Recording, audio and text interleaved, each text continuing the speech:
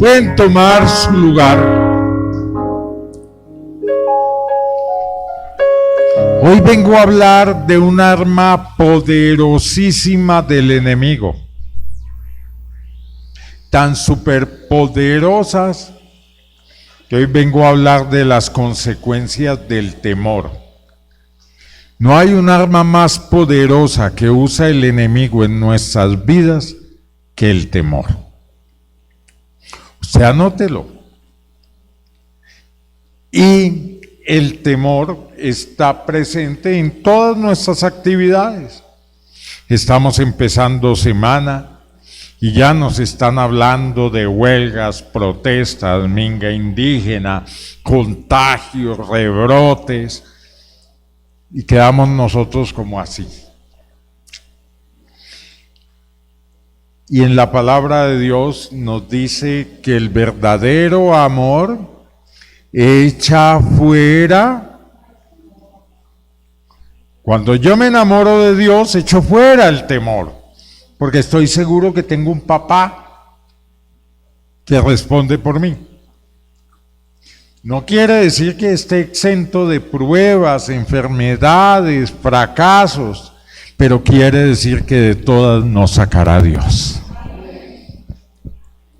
Que sea que nos dé o que no nos dé el COVID, Dios nos sacará. Entonces vamos a hablar de las consecuencias del temor. Job dijo, lo que temía me sucedió. Y uno dice, pero Job, que dice Dios que era varón perfecto y alejado de Dios, pero vivía con un temor. Nosotros, cuando escuchamos a Jesús, lo que primero nos dijo fue, no temáis, no temáis. Dice, no tiene usted por qué estar preocupado, no se afane. Sino, pero ¿cómo no me voy a afanar? La economía está cayendo, las fábricas se están cerrando, la enfermedad pulula, hay rebrotes en Europa. Cuando viene eso a la mente, ¿qué le debe venir a la mente de un creyente? Aunque caigan 10,000 a mi lado y 1,000 a mi diestra, yo estaré confiado. No temeré a terror que vuele de día, ni a pestilencia que ande en la oscuridad. Porque hemos hecho a nuestro Dios nuestro refugio, a nuestro Altísimo como la casa de nuestra habitación. Por eso no tememos. Entonces Jesús fue más allá y dice, oiga, venga, ¿usted teme? No se afane por qué habrá de comer, ni por qué habrá de vestir. Y yo a veces me pregunto, no sé si usted se habrá preguntado lo mismo, ¿y por qué Dios no dijo, no se afane por el arriendo que va a pagar? ¿Sabe por qué? Porque Dios desea que el Altísimo sea nuestro refugio y nuestra casa de habitación. Es la única manera de estar tranquilos. Y usted no se preocupe qué va de comer, qué va de beber. Yo le pregunto a usted, contésteselo. ¿Cuántos años tiene? Y si tiene tantos años y estamos aquí, es porque Dios nos ha proveído, sustentado y dado salud en todo el tiempo pasado, y con seguridad en el futuro también estará presente y será nuestro escudo, nuestra larga y nuestra bendición. Ese es el problema. Pero vivimos temiendo, ay, que ya llega el COVID, te prende la televisión. Sí, es cierto, hay esa infección, no lo puede uno negar, pero sé que tenemos un Dios grande, que para Él no hay nada imposible, y Él puede hacer que no nos toque ese virus, y que si nos toca, Él nos levanta, Él nos sana. Entonces usted echa fuera el temor, cuando se acuerda que el que le provee es Él, no es su trabajo, no es su esfuerzo. ¿Cuánta gente ha quedado inválida en una cama y Dios lo sigue sustentando? No es lo que hagamos, es la confianza que tengamos en Dios. Pero vamos a ver las consecuencias del temor. Y he escogido a dos personajes en la Biblia. El primero, Moisés. Su nacimiento, para ello vamos a abrir Éxodo 2 a partir del versículo 11. Él nació cuando ordenaban matar a los niños. Pero como Dios es el que manda, a Moisés no le tocaron la vida. Y a la mamá le dio una estrategia de confianza. En la escritura dice, echa el pan sobre las aguas. Y ella cogió. Y en una cesta que llenó de brea, lo echó sobre las aguas. Las aguas del río Nilo están infestadas de cocodrilos.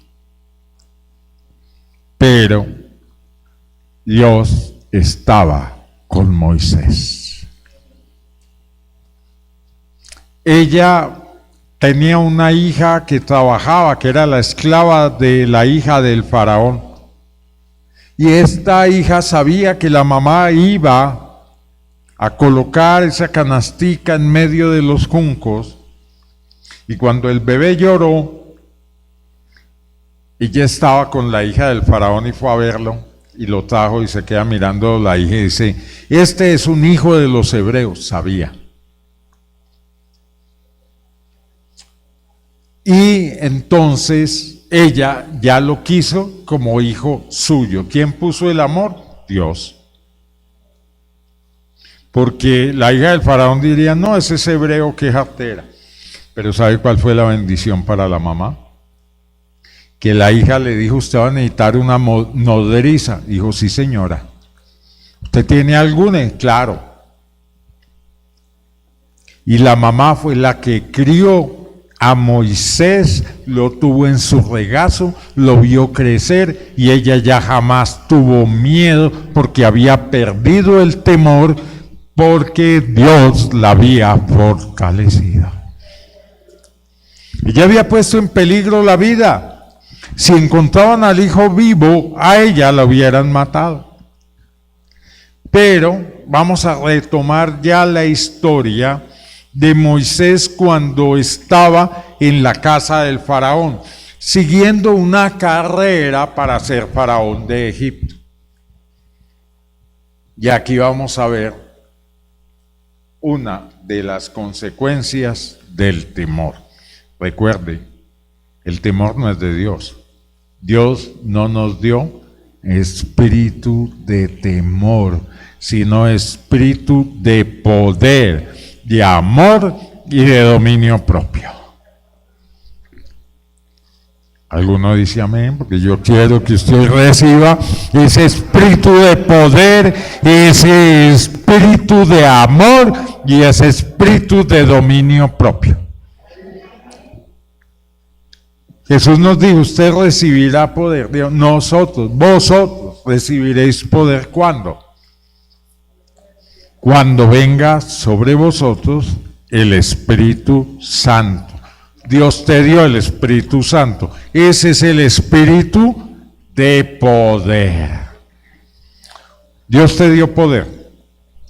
El Espíritu Santo mora en nosotros. De manera que tenemos autoridad, si va acompañada de fe, a decirle a esa montaña, quítate, y se quitará. Si usted tiene alguna enfermedad, tiene algún pariente enfermo, me hace el favor y hoy declárelo sano, declárese sana. En la boca hay poder. En tu boca está la vida y la muerte. Declárese sana. Yo le voy a anticipar una cosa. Usted se declara sana y se va a sentir más débil. Pero sigue diciendo que está sana. Porque es en el nombre de Jesús que usted y yo somos sanos. Entonces Moisés creció y Moisés ya se sentía el chacho. Era de una clase de dirigente, no de cualquier nivel. Iba probablemente a ser el faraón. Estaba en una carrera con el hijo del faraón. Estaban en su línea. Si vamos a la monarquía inglesa, estaría en segundo orden de la línea. Y la pregunta que a nosotros nos cabe hacernos: ¿cuáles son los planes de Dios para tu vida o para la mía? Supongamos un momento, ¿qué tal si Dios hubiera querido que Moisés fuera el rey de Egipto, el faraón de Egipto, y por medio de un decreto hubiera soltado a su pueblo? Pero es que a Dios no le gustan las cosas fáciles, a Él le gustan las cosas sobrenaturales, para que cada rodilla se doble y diga: el Señor es el Rey del universo. Eso es lo que quiere Dios de tu vida y de la mía. Por eso no es fácil. Las cosas de fe se pelean. Las cosas de fe se ganan cuando yo creo. Las cosas de fe no son fáciles. No es: yo estoy sano, Señor, y ya, se sanó. No, te tiene que pelear contra lo que le muestran sus ojos. Entonces yo diría, pues el Señor de Moisés quería ser un faraón, y el faraón, como era el que mandaba, le hubiera dicho al pueblo: son libres. No. Pero Moisés sentía ese llamado a liberar al pueblo. Y entramos a este versículo 11 de Segunda de Reyes, capítulo 19. Perdón, de capítulo, estoy perdido. Éxodo 2, 19. Está bien. Y dice así: en aquellos días sucedió que creció ya Moisés. Ya estaba hecho un hombre hecho y derecho. Si vamos a la edad, tenía 40 años. Y había sido mimado. Había sido protegido. Había sido educado bajo la sabiduría egipcia, que era la más alta en su época. Sabía probablemente cómo construir pirámides. Tenía conocimiento humano, pero había una cosa que Moisés tenía, que no tenía ningún otro egipcio: el conocimiento de Dios que había sembrado su mamá en él. Mire lo importante que es usted en sus hijos les hable de Dios. Cuando están pequeños lo necesitan. Y cuando están grandes, el Señor te promete que no se apartarán de Él. De manera que hay que descansar en esa promesa. Pero no deje de hablarle a su hijo. A veces cuando ya llegan y tienen cierta edad de adolescencia, que no me gusta la palabra porque adolescente es que adolece, y yo aspiro que todos los que son cristianos nunca adolezcan de nada, sino que todo sobreabunde. Moisés tenía 40 años, había vivido una vida de rey, y dice que salió a sus hermanos. Él sabía que era judío, porque la mamá lo había criado. Y dice, y les vio en duras tareas. A él le dolió. Él vivía como un rey, pero los hermanos tenían que hacer ladrillos, estar de esclavos a las órdenes de Faraón. Duras tareas. Y observó a un egipcio que golpeaba a uno de los hebreos, sus hermanos. Aquí está el proceso del apresuramiento. Cuando yo me apresuro, él sentía ese llamamiento de Dios que él iba a ser el libertador, pero no esperó el tiempo. Y nos sigue diciendo, ay, entonces miró a todas partes y viendo que no parecía nadie, primero se fijó bien, mató al egipcio y lo escondió en la arena. ¿Qué dijo Moisés? Nadie lo supo. ¿Quién mandó que matara al egipcio? El celo por sus hermanos. Le dolía que estuvieran en duras faenas y que los maltratara. Pero aquí viene qué hace el temor. Y en el versículo siguiente nos aparece que al día siguiente salió y vio a 2 hebreos que reñían. Entonces dijo al que maltrataba al otro, ¿por qué golpeas a tu prójimo? Mire que él ya estaba metiéndose en toda disputa de los hermanos porque le dolía. Dice, piensas matarme, y él pensó que nadie lo había visto. Piensas matarme como mataste al egipcio. Nadie lo había visto, ¿no? A veces uno hace cosas que piensa que nadie lo vio. Y hay una cosa, Dios ve todo. Me acuerdo que alguien, para aumentar su rendimiento en la fábrica, no tenía plata para poner las cámaras, entonces puso un dummy de una cámara.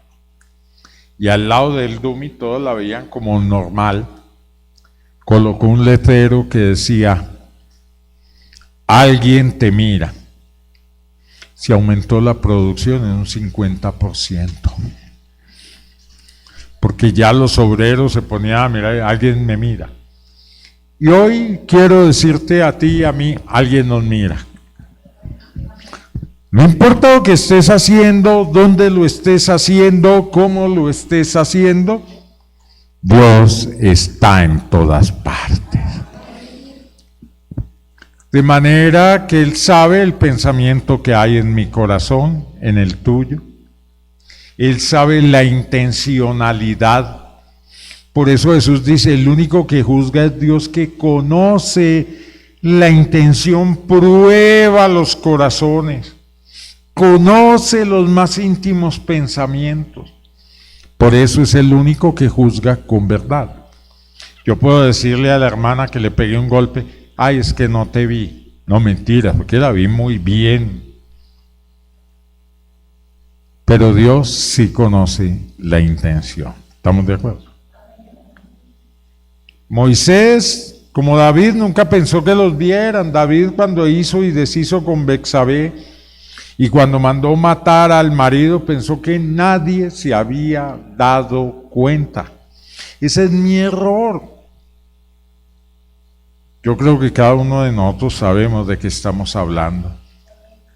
Y en nuestro interior nos algo, y Dios sí lo sabe.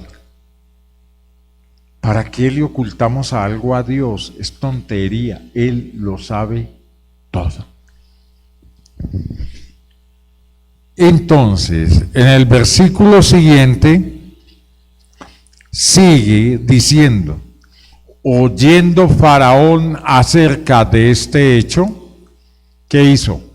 Procuró matar a Moisés, pero Moisés huyó delante de Faraón y habitó en la tierra de Madián. Fin la historia de un hombre tratado como un rey.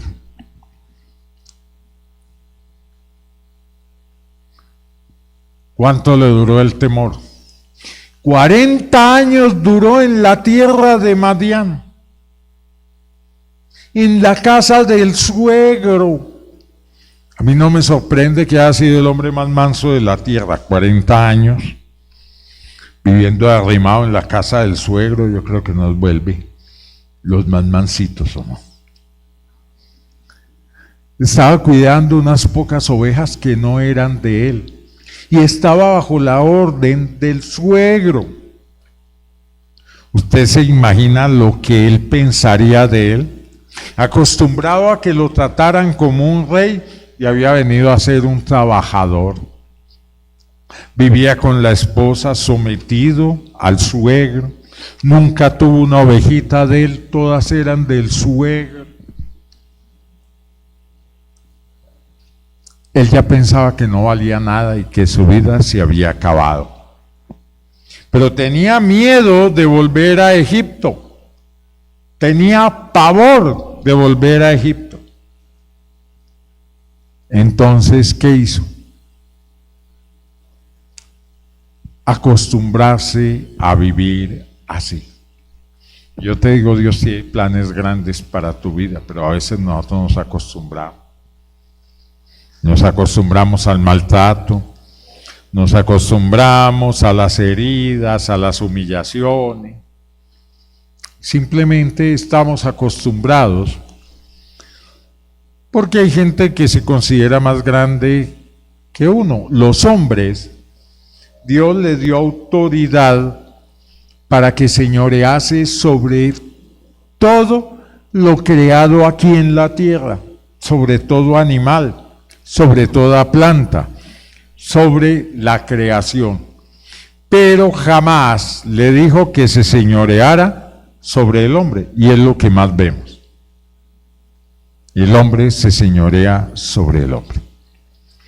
Usted puede pensar qué sentía Moisés los 40 primeros años como príncipe, como rey, y los otros 40 años siguientes como un cero a la izquierda, como alguien que no valía, que no tenía bienes de fortuna. Las ovejitas eran del suegro. Pero Dios lo saca de ese temor. ¿Qué temor él tenía? No quería salir de ahí. Era su lugar de refugio. ¿Qué tal si sabe Faraón dónde estoy? Faraón que lo iba a buscar cuidando ovejas ajenas, viviendo nada bien en comparación de lo que él estaba acostumbrado. Pero ¿sabe qué? Dios nos quiere levantar a pesar de nuestro miedo. Dios quiere que tú te levantes, que yo me levante, que nos levantemos. Viendo a Moisés, que ya consideraba que no era nadie, ¿él conocía a Dios? Claro que lo conocía. ¿Quién le había hablado de ese Dios verdadero de los judíos? La mamá. Y él había sido criado por ella, porque ella como nodriza se lo llevó a la casa y se lo cuidó hasta que estaba grande, ya adolescente, lo mandó a la hija del faraón. Y la pregunta mía es, ¿este Moisés estaría creyendo en Dios? ¿Usted qué opina? ¿Cómo voy a creer en Dios si estoy en semejante necesidad 40 años? Si por pensar hacer un favor a Dios, liberar al pueblo, entro en un problema 40 años. Pero Dios no lo metió en ese problema. ¿Qué lo metió? El miedo. Aquí dice que cuando tuvo miedo al faraón, huyó y se escondió. El problema de nosotros ahora con la enfermedad es que nos tenemos que esconder. Pero es que la enfermedad nos busca. Usted siga los protocolos, pero la fe no está en el tapabocas, está en Dios. ¿Que nos debemos cuidar? Sí, Señor. Pero sabemos en quién está la respuesta. Dios. Los científicos pueden buscar vacunas, pero Dios nos libra de todo mal. Entonces Dios se compadeció de Moisés y se le presentó. Tanto que Moisés ni sabía quién era y le dijo, yo soy el que soy. Y usted ya conoce la historia.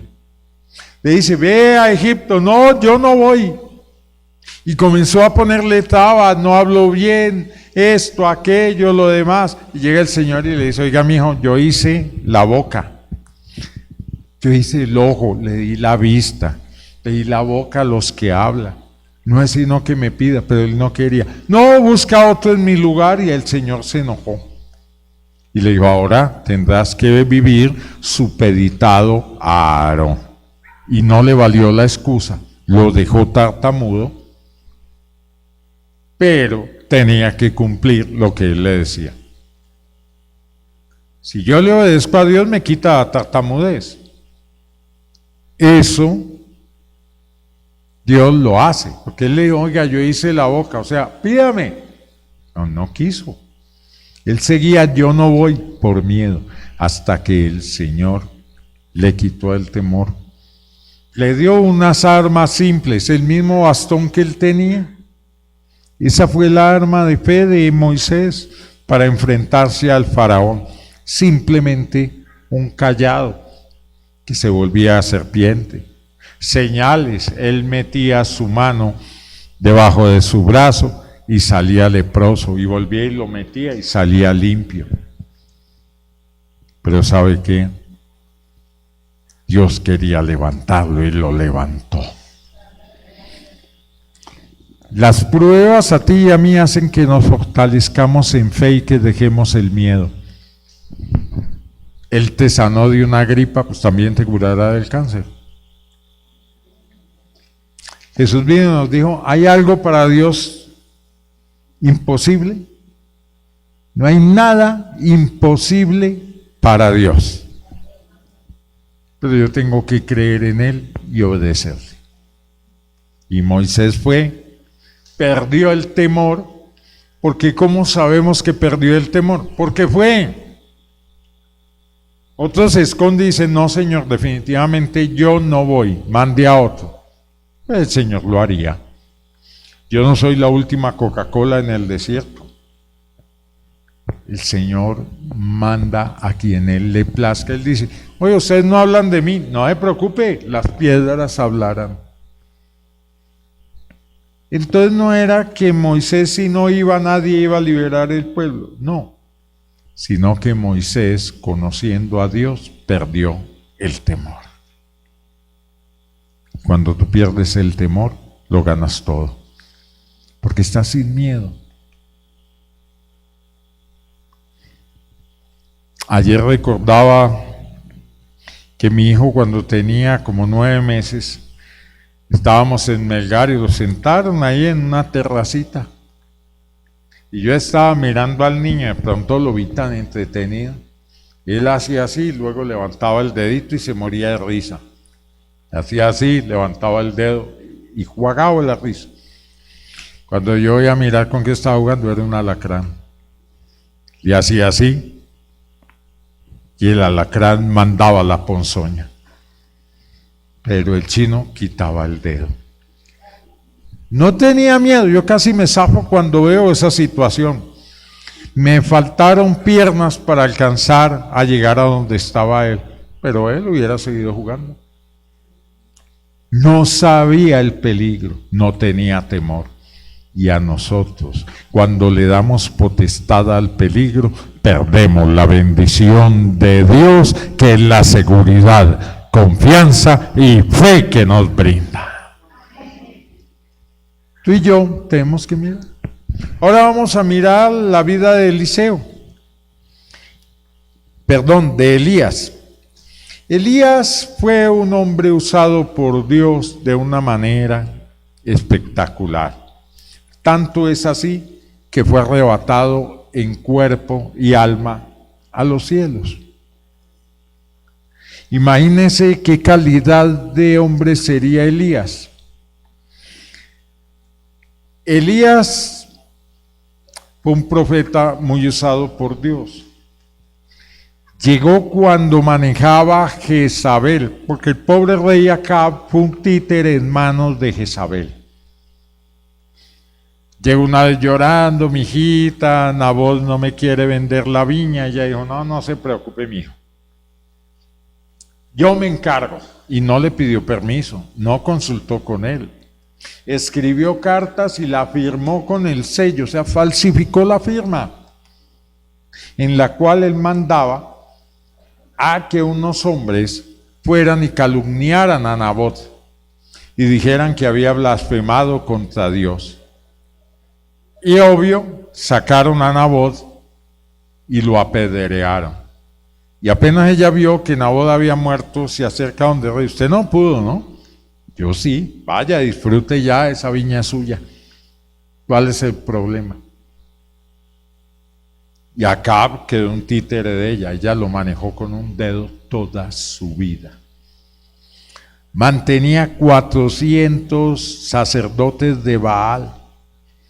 Y mantenía 450 sacerdotes de Acera. ¿Y la plata de dónde salía? Del reino. ¿Y quién se la daba? Acab. O sea, Jezabel hacía su voluntad y volvió a su pobre marido un títere. Y lo pervirtió para mal. Y entonces, aquí viene la historia. La conocemos. Elías retó a los sacerdotes de Baal a que probaran si Baal era un dios o si no lo era. Y entonces, de inmediato, ¿qué hizo? Lo retó. El Dios que consuma el holocausto con fuego desde el cielo, pues es el verdadero. Y ustedes saben la historia, ellos saltaron, danzaron, se sajaron, gritaron toda la mañana. Y lo bueno era que él se burlaba. Su Dios está dormido, grítenle más fuerte. Y a veces nosotros pensamos que Dios no nos oye. El que hizo el oído no oirá. El que hizo los ojos no verá.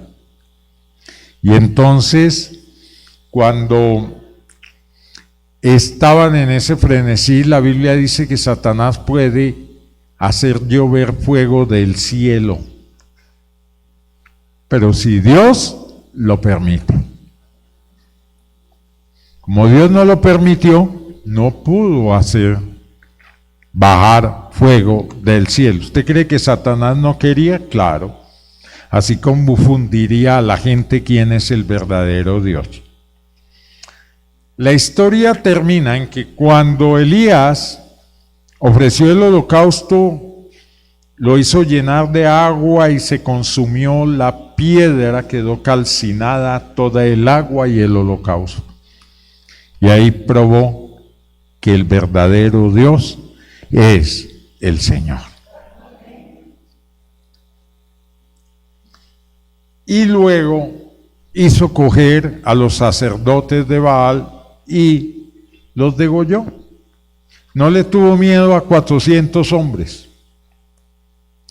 Pero retomamos la historia a partir de lo que se encuentra en Primera de Reyes 19:1. Acab dio a Jezabel la nueva de todo lo que Dios había hecho y de cómo, de todo lo que Elías, ¿no? Pero fue Elías. Fue Dios, utilizó a Elías, pero no fue Elías. Por eso lo cambié un poco. De todo lo que había hecho Elías y de cómo había matado a espada a todos los profetas de Baal, ¿no? Entonces envió Jezabel a Elías un mensajero diciendo: así me hagan los dioses y aún me añadan, si mañana a estas horas yo no he puesto tu persona como la de uno de ellos. Una sola mujer, una merita. Pero el temor nos llega a veces sin razón. Un hombre que había visto la mano de Dios y que él había podido matar a tantos sacerdotes, ahora le tenía miedo a una mujer. Ese es el miedo. No sé si usted a veces se ha levantado de noche y le da miedo de la oscuridad, le da miedo y miedo. Pues son cosas que están en el subconsciente y que usted tiene que aprender a luchar con ellas. Pero este temor definía la vida de Elías. Y dice, viendo pues el peligro, se levantó y se fue para salvar su vida. La vida de él no había sido protegida por Dios. Solo contra todo el pueblo, y Dios lo había sacado en victoria. Y vino a Berseba, que está en Judá, y dejó allí a su criado. O sea, él protegió al criado. Y él se fue por el desierto un día de camino, y vino y se sentó debajo de un enebro. Enebro es un árbol. Y deseaba morirse. ¿Usted no le ha pasado que desea morirse? Contéstelo de corazón, contéstelo por usted mismo. Nosotros decimos, ay Señor, ¿por qué no te acuerdas de mí? Llévame, yo quiero estar allá, yo ya no aguanto esta vida así, ¿para qué? Así estaba Elías, esa situación, un desconsuelo, una tristeza, por el miedo que le metió la palabra de una mujer, de Jezabel. Era poderosa, claro, pero ¿quién era el más poderoso que Jezabel? Dios. Franklin, el presidente de Estados Unidos que fue asesinado, decía, si te consideras muy poderoso para oprimir a otro, recuerda que hay una mano más poderosa que la tuya, la mano de Dios. Y realmente nos hace falta saber que sobre Dios no hay nada, no hay enemigo grande, porque Dios es el vencedor en todas las batallas.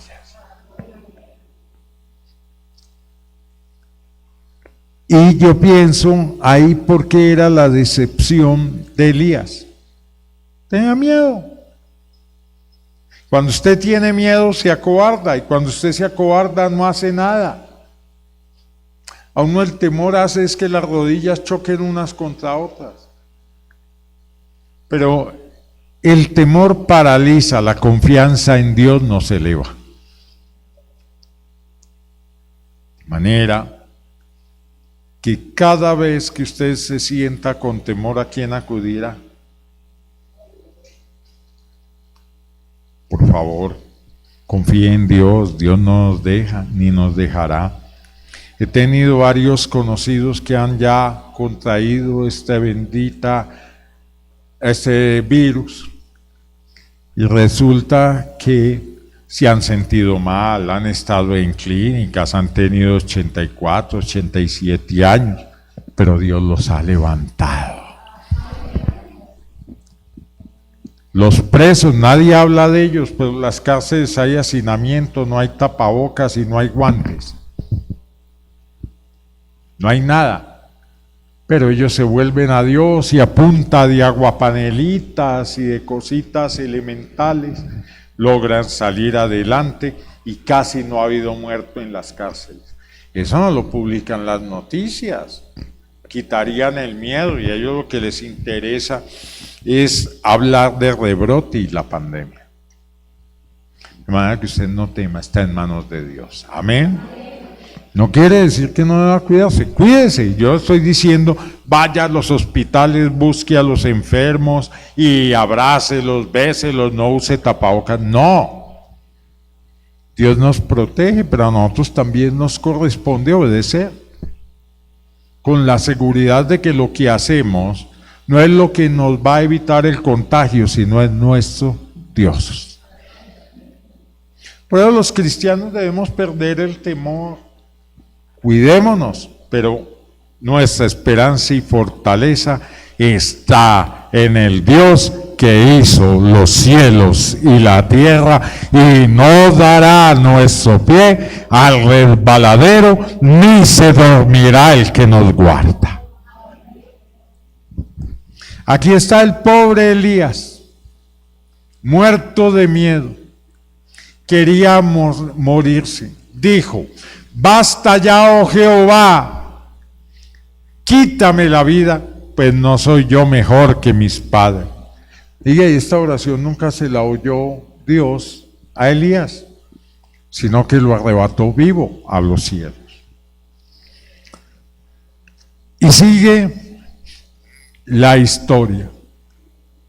Y echándose debajo del enebro, se quedó dormido. Ya no tenía esperanza de nada. Me va a encontrar Jezabel y me va a matar. Y aquí, luego, un ángel le tocó y le dijo: levántate y come. Hoy, ¿qué te dice el Señor a ti o qué me está diciendo a mí? Levántate y come. ¿Se acuerda de Ana? Ana no comía y vivía llorando, hasta que le oró al Señor y descargó su corazón y se levantó y no volvió a estar triste. Se levantó y comió. No estoy hablando de comer una papa, una yuca, una changua, ¿no? Estoy hablando de que coma la palabra de Dios. Si usted no se levanta todos los días, coja la Biblia. Que es algo muy de afán, levante de 5 minutos antes. Yo le estoy diciendo que se lea 10 capítulos, aunque sea un versículo.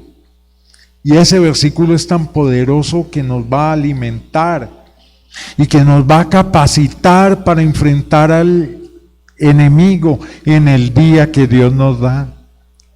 Hágalo.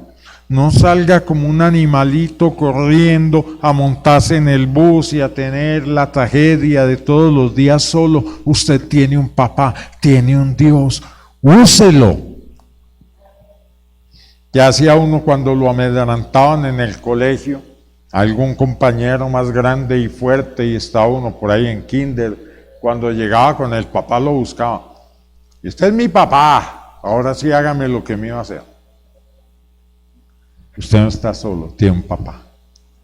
Yo tengo un papá. Y Dios amó tanto a Elías que mandó eso, un ángel para que lo animara. Y sigue la historia.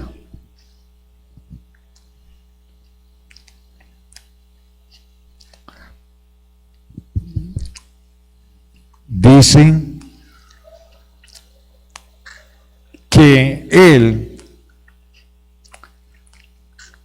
saltémonos al versículo 13, y cuando lo oyó Elías, cubrió su rostro con su mano y salió y se puso a la puerta de la cueva. Aquí está hablando de que oyó a Dios. El ángel le llevó una torta para que comiera, y esa torta le dio tan poquito ánimo que caminó 40 días. Cuando Dios lo llamó, porque él fue y se escondió en una cueva, Elías cubrió su rostro con su manto y salió y se puso a la puerta de la cueva. Y he aquí vino a él una voz diciendo: ¿qué haces aquí, Elías? Eso es para nosotros. ¿Qué hace escondido? No se esconda. Usted y yo tenemos un Dios poderoso. Y Él es el que nos defiende. No tema por la economía. Dios es el que nos sustenta. Amén. No tema por su salud. Dios es nuestro sanador. No tema porque se siente solo. Dios es nuestro ayudador. Es nuestro consuelo, nuestra esperanza, nuestro todo. Y aquí sigue Elías oyendo a Dios. Y él respondió: he sentido un vivo celo por Jehová, Dios de los ejércitos, porque los hijos de Israel han dejado tu pacto. Han derribado tus altares y han matado a espada a sus profetas y solo yo he quedado y me buscan para quitarme la vida. Ay, Señor, soy yo el único. Me están buscando para matarme. Salir uno con ese cuento a Dios es que me acuerdo de Mafalda que decía, ¿qué haré yo sin mí? No, Dios nos usa porque a Él le plació, pero si uno no le sirve, tampoco hay problema, le escogerá otro.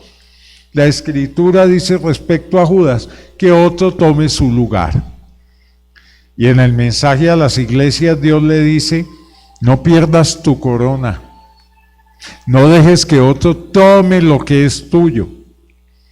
Y eso es lo que tenemos que recordar, es por misericordia de Dios que Él nos usa, no es porque nos necesite, sino porque nos ama.